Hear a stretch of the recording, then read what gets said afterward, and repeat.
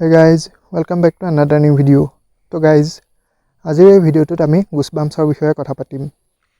গুছবাম্পছ বুলি কওঁতে হয়তো চাগে বহুতে বুজি পোৱা নাই বা কিছুমানে বুজি পাইছে। যিসকলে বুজি পোৱা নাই তেওঁলোকৰ বাবে কৈ দিওঁ, গুছবাম্পছ মানে হৈছে এই যে আমাৰ শৰীৰৰ নোমবোৰ হঠাৎ কেতিয়াবা থিয় হৈ যায়, সেইটোকে ইংৰাজীত গুছবাম্পছ বুলি কোৱা হয়। এই গুছবাম্পছ কেতিয়া আহে বা এই গুছবাম্পছনো আহে কিয়? আজি ভিডিঅ'টোত মই তাকে কোৱাৰ চেষ্টা কৰিম। আশা কৰোঁ আপোনালোকসকলে ভিডিঅ'টো চাই ভাল পাব। ফ্ৰেণ্ডছ হওক, আমাৰ বিভিন্ন ধৰণৰ আৱেগিক মুহূৰ্তবোৰত আমাৰ গুছবাম্পছ আহিব পাৰে।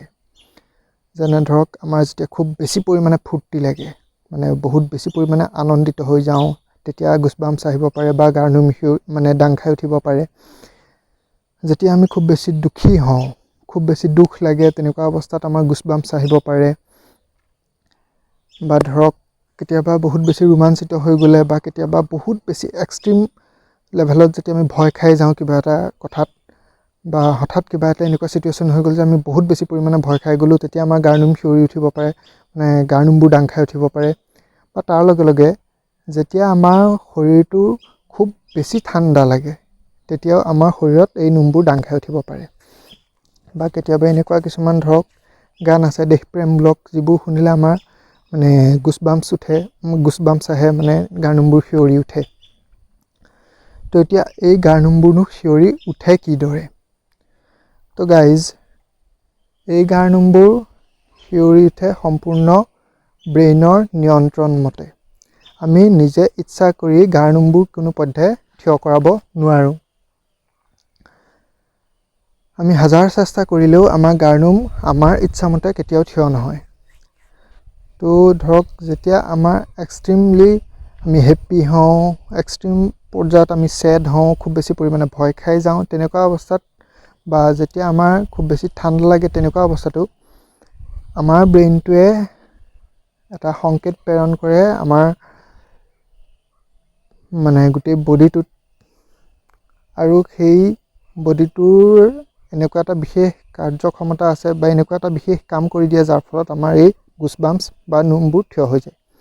তো গাইজ, এই যে আমাৰ নোমবোৰ আছে, শৰীৰত যিবোৰ আমাৰ নোম আছে, এই নোমবোৰ আমাৰ স্কিনৰ লগত জড়িত নহয়। এই নোমবোৰ হৈছে আমাৰ মাংসপেশীৰ লগত জড়িত। যদিও বা এই নোমবোৰে আমাৰ ছালখনৰ ফালি পেলাই ওলাই আহিছে বা ছালখনৰ পৰা ওলাই অহা যেন দেখি, কিন্তু আচলতে এই নোমবোৰ আমাৰ ছালৰ লগত নহয়, আমাৰ মাংসৰ লগতহে জড়িত। মাংসৰ পৰাহে এই নোমবোৰ ওলাইছে। তো আমাৰ মগজুটোৱে কি কৰে, এই আমাৰ শৰীৰত থকা মাংসপেশীবোৰক কিছু পৰিমাণত টান কৰি দিয়ে। টান কৰি দিয়াৰ ফলস্বৰূপে আমাৰ নোমবোৰ থিয় হৈ যায়। মানে উদাহৰণ হিচাপে এয়া ধৰক নৰ্মেল মাংস, তেতিয়া নৰ্মেল হিচাপে থকা অৱস্থাত এইডাল ধৰক নোম, এই নোমডাল পৰি থাকিব। কিন্তু যেতিয়া এই মাংসবোৰ এনেকৈ টাইট হৈ যায়, তেতিয়া এই মাংস টাইট হৈ যোৱাৰ ফলত নোমবোৰ থিয় হৈ যায়। বুজি পাইছেনে কথাটো?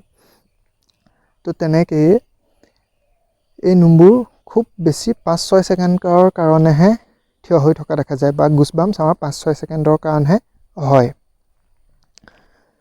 আৰু যেতিয়া আমাৰ ঠাণ্ডা লাগে, তেতিয়া আমাৰ মগজুটোৱে আমাৰ শৰীৰটোলৈ ছিগনেল প্ৰেৰণ কৰে যে নোম থিয় কৰি দিবৰ হ'ল, বা ধৰক গুছবাম্পছ দিবৰ হ'ল। মানে যেতিয়া আমাৰ গুছবাম্পছ আহে, তেতিয়া আমাৰ স্কিনটো টাইট হৈ যোৱাৰ ফলত আমাৰ শৰীৰলৈ আৰু বেছি ঠাণ্ডা প্ৰৱেশ কৰিব নোৱাৰে, বা আমাৰ শৰীৰটোক বেছি ঠাণ্ডাই প্ৰভাৱ পেলাব নোৱাৰে। আমি শৰীৰটোত কিছু পৰিমাণে হ'লেও গৰম অনুভৱ কৰিবলৈ লওঁ, বা সেই গুছবাম্পছ অহাৰ ফলত আমাৰ শৰীৰটোৱে ঠাণ্ডাৰ লগত মোকাবিলা কৰিবলৈ সক্ষম হয়। সেইকাৰণে আমাৰ অত্যাধিক ঠাণ্ডা লাগিলে আমাৰ শৰীৰত কেতিয়াবা গুছবাম্পছ আহে।